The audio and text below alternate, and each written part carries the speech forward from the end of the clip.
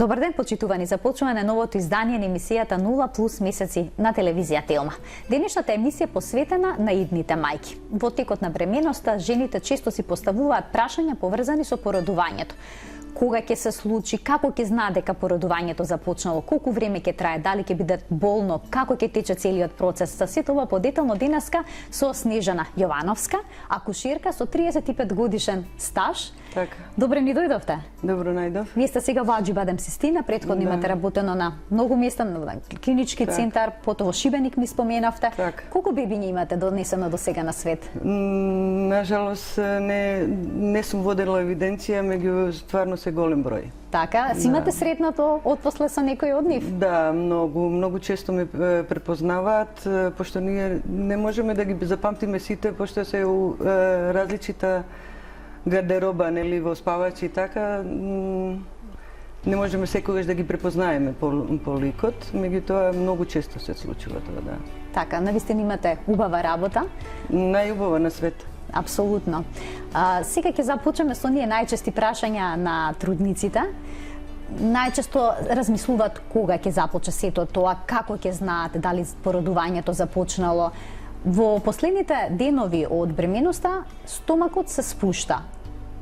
Трудничкиот стомак. Дали тоа е еден од знаците дека породувањето се ближи?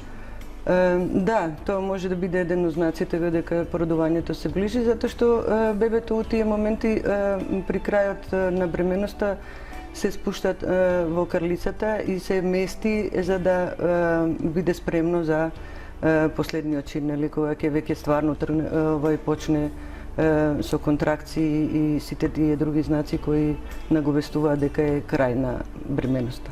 Жените се плашат водењако да не им пукне во јавно место, да не се посрамотат. Има ли некакви знаци за тоа кога ќе се случи?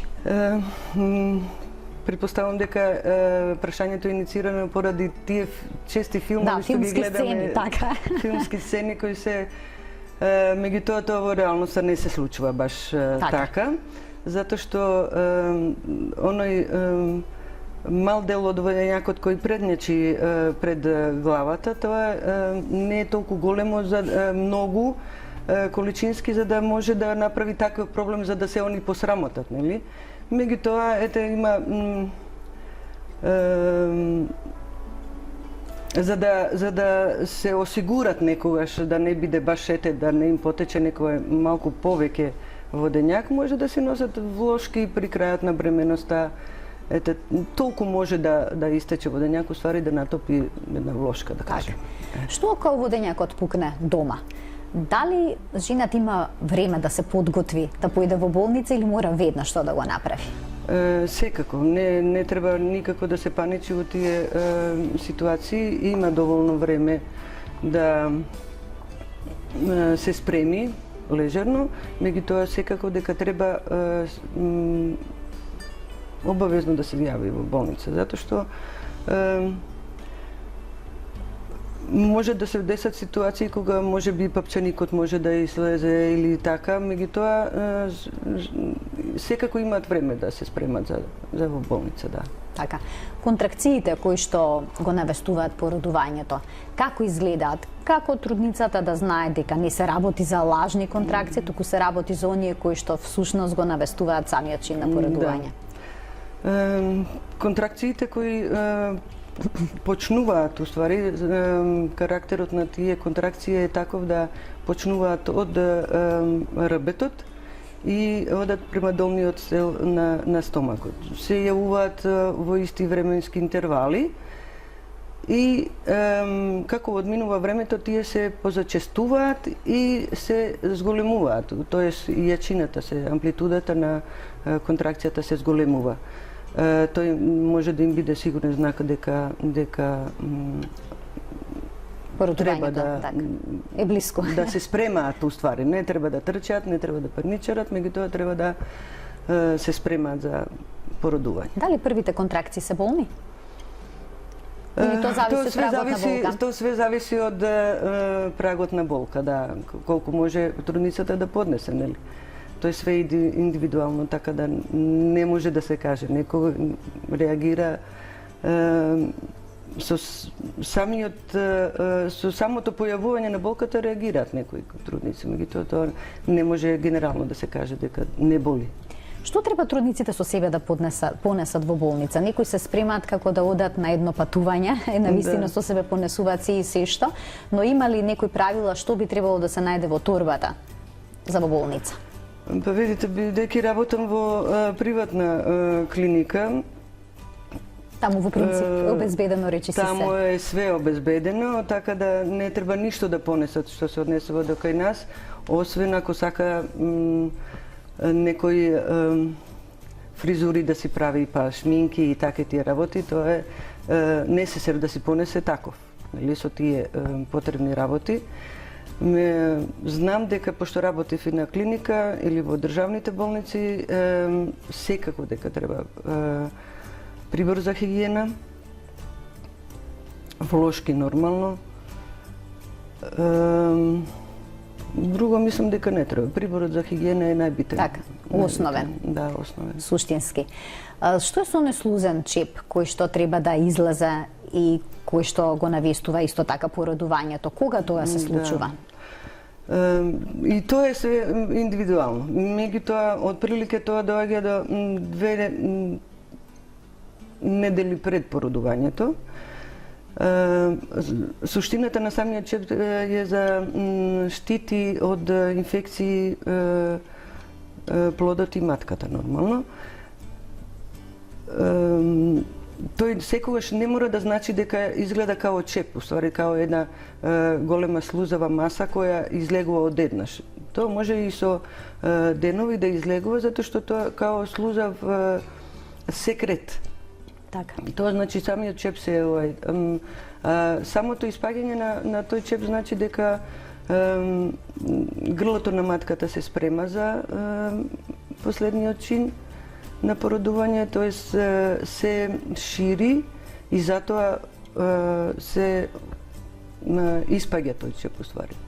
Кога трудницата ќе стигне во болницата, какви подготовки се прават? Која е улогата на акушерката? Дали веднаш се запознавате со трудницата која што ќе ја породите? Па видите, системот на работа во нашата болница е и секаде, затоа што при приемот на самата трудница, уствари акушерката го прави, освен нормално докторот со прегледите и така.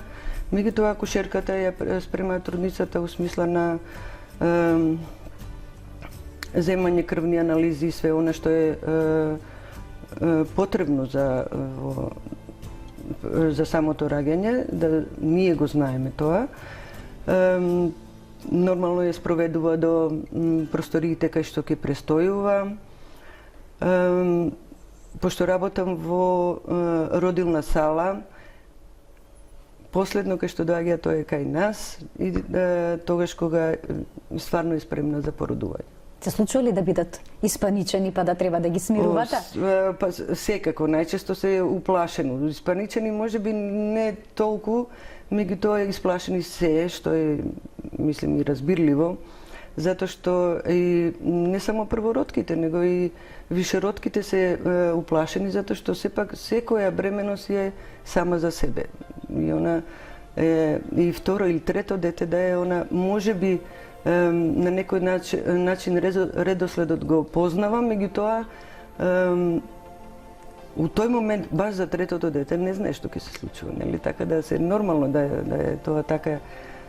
Затоа им помагаме, уствари, акушерката тука е најбитна, им помагаме да се опуштат, да им влееме доверба, што е многу битно, довербата кај трудницата за да се осеќа сигурно. И секој наши понатамошни инструкции да ги слуша без некој страф. Така. И да ни верува. Така, тоа е многу важно. Тоа е многу битно, да. За да биде опуштен целиот процес на породување, да тече лесно. Зошто трудницата пред породувањето се става на ЦТГ? Што е тоа ЦТГ? Зошто е тоа важно? Да. Па важно е затоа што тоа со тој апарат уствари се посматра понашањето на матката, тоест ги пратиме големината на контракциите, а и го пратиме бебето како се однесува дали му е уствари и добро во стомакот уште. Тој е кардиотокограф, иначе, и има две сонди. Едната се става за мерење на контракциите, за јачињата на контракцијата, а другата е за следење на срцето на бебето. И према записот кој го добиваме, ние знаеме дали бебето таму добро, кога не му е добро, ако не му е добро, кога не му е добро и така. Тоа е битно за понатамошната постапки наши уствари. Колку жената треба да биде отворена за породувањето, да започне? Да започне, мислите, за самиот Како оди целиот процес? акт? Како оди целиот процес? Како оди целиот процес? Самото породување почнува со, ако е прснат во денјакот, се смета дека веќе породувањето е почнато. И сега тоа не значи дека ако она не добила контракции, не е почнато раѓање. Тоа затоа што треба да биде постојан надзор. Меѓутоа многу често се случува да добие контракции, оние зборуваме сепак за оние правилните контракции, не лажните контракции. Грличот се спрема и почнува отварањето од, пошто е он затворен би требало да биде, меѓутоа со последната 4 недели грличот се спрема и почнува да се отвара. Колку Тоа треба оди постепено. Кај првородки, например, тоа е еден процес. Тоа е еден процес. Не може да најчесто грешат трудници што очекуваат кога ќе дојде во, например, во родилна сала кај нас, они очекуваат да тоа биде сат, 2, 3 и така, и да си одат, нели, мислим. Меѓутоа не е баш така, затоа што тоа е процес. Тоа не би било добро да биде така, затоа што природата направила така за да све биде безбедно, да тоа иде постепено. Значи, кај првородки може да трае 12 до 16 сати раѓањето, од почетокот, да кажеме, на контракциите до самиот акт на породување. Кај вишеродките тоа е нешто поскратено, меѓутоа сепак е процес. Значи, отворањето на грличот на матката иде постепено, значи на саат време уствари би требало првородка да негде да се отвара околу сантим. Тоа значи дека на крајот би требало да биде 10 сантима отворено. 10 сантима. Целиот овој процес... Тоа го броим ние со сантима, не со прсти, као што... Така. Народно е познато. Народно колку познато, прсти треба да биде колку отворена. прсти треба да биде, да. Целиот овој процес го следат акушерката и лекарот, доколку не се отвара трудницата со она брзина која што треба. Дали тога се дават провокации? И кој одлучува за тоа? Секако ако се према записот рековме на тоа CTG, да го наречеме народно така,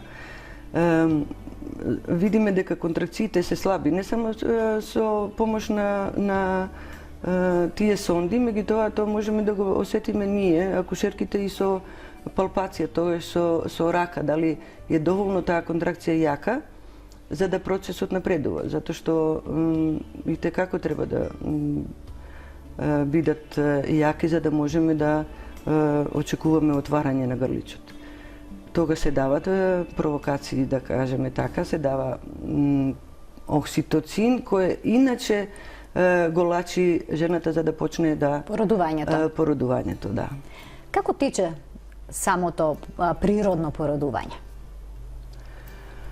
Па баш така како што кажав, тоа е процес кој почнува со едни правилни контракции, со зачестување и со отварање онака како што кажавме сантим на сат. Така, бебето доколку е правилно поставено, тогаш излегува со главчето? Најчесто у поголем број проценти се излегува со главчето. При самиот акт на породување, оно што е од наша страна гледајќи, мора да кажеме дека е потребно многу соработка за тоа што треба да се спрема трудниците соработката со Така, значи со тоа е нас. клучно, за да Тоа е биде клучно. породувањето да тече како што треба да биде полесно, тоа е треба да клучно. соработка. Тоа е клучно. Да. Кога ќе излезе главчето, дали тогаш трудницата треба да престане со напрегање, со напони? Не, затоа што баш затоа затоа и нагласив дека е многу битно соработката со акушерката, затоа што при излегувањето на главчето онда му даваме оној простор на бебето за да се намести телото за излегување. Меѓутоа треба да даде уште еден последен чекор, да кажеме, напон, за да ни помогне, за да можеме да извадиме раминцата, нели, па телото на бебето. Многу жени се плашат дека нема да знаат како да го дадат тој напон. Се случува ли такво нешто? Се случува, пак е нагласам соработката, нели? Затоа што тогаш најчесто баш прашањето е нема да можам, немам сила или така, меѓутоа во соработка со нас секоја жена знае тоа да го направи сигурно. Да најде сила. Да, и најде сила и ама тоа го прави сасвим природно. Тоа самото и доаѓа уствари, напонот самиот доаѓа. Природно, така. Уствари не може да се воздржи у тие моменти, меѓутоа нашето е да кажеме кога како правилно да го тоа направи. Тука е само разлика. Дали повеќето трудници бараат да се породат со спинална или пак со епидурална анестезија или пак се решаваат на оној чекор, се да биде природно? Пошто кај нас во Аџибадем систина тоа 99% го прават, да, сакаат со епидурал. Има доста често уствари сакаат да почнат. Сакаат без. Меѓутоа кога ќе почнат болките, на полпат се предумислуваат и обично завршуваат со мал број се тие кои затоа што кај нас им е овозможено тоа, па онда веројатно од тие причини бараат епидурал и спинал. Се зависно од тоа у која фаза е на раѓање. Откако жената ќе се породи по природен пат, значи присуствувате на најсрекниот чин во нејзиниот живот. Не можам да ви објаснам колку е убав тој момент. Се случува ли некогаш и вас солзи да ви потечат од среќа? Ние, знаете што, она што ние го чувствуваме тогаш кога бебето излегува, поготово кога тие се рефлексни тикови на бебето, меѓутоа неверојатно е. Мислам, необјаснимо е, тоа треба да се види. Уосталом, и вие кога ќе си го видите одма бебето после раѓање, вие прекрасно чувствувате. Така, тоа не може да се опише. И после 35 години работа, верувајте дека тоа чувство не се изгубило. Тоа е неверојатно. Колку убаво кога имате такво секојдневно чувство на работа. Поготово кога трудницата е толку да кажеме и после целиот тој напор, после сите тие сати проведени со контракции и све, колку е среќна. Онда се забораваат сите болки, само тој момент блискоста на мајката и бебето е клучна. Колку време после породувањето жената може да биде пренесена со бебето во соба? Тоа го викаме четврто родилно време, кога мора трудницата да биде под надзор за да не дојде до крварење и најчесто до крварења. 2 сата после породувањето се пренесува во соба. Така, колку време откако ќе се пренесе во собата може да си поеда дома? Па кај нас тоа најчесто е и во државните болници кај нас тоа е третиот ден од породувањето. Така. Третиот ден, ако е све во ред нормално. Доколку е природно породена. Доколку е природно, да. Така, со царски рез веќе се менува. Да, со царски рез веќе тоа е 5-тиот ден. Така, улогата на акушерката дали тука завршува со завршувањето на породувањето? Никако, акушерката после се грижи за текот на додека е опоравувањето на мајката, да. Колку често има напукнување на ткивата за време на породувањето? Па сега има такви проблеми? Тоа се реткост, меѓутоа тоа напукнување доаѓа се санира така да внатрешните напукувања тие не ги ни осеќаат. Така. Да. Не се ни Некога се прават и намерни засекувања за да тече полесно. Да, баш заради тоа да не дојде до напукнување. Напукнување и да нема неконтролирано напукнување, дали иде повеќе или, затоа се пред време прави тогаш кога треба, нормално, кога е неопходно, ако нема потреба, онда и не се прави. Ви благодарам што бевте дел од 0N+. Денеска трудниците добија многу добар совет да соработуваат за време на породувањето, за да биде сето тоа лесно. Да, така е. Ке се видиме повторно. Тука го заокружуваме денешното издание. Гледајте не повторно утре, имаме интересна тема кога ќе зборуваме за составот на вакцините. Пријатно!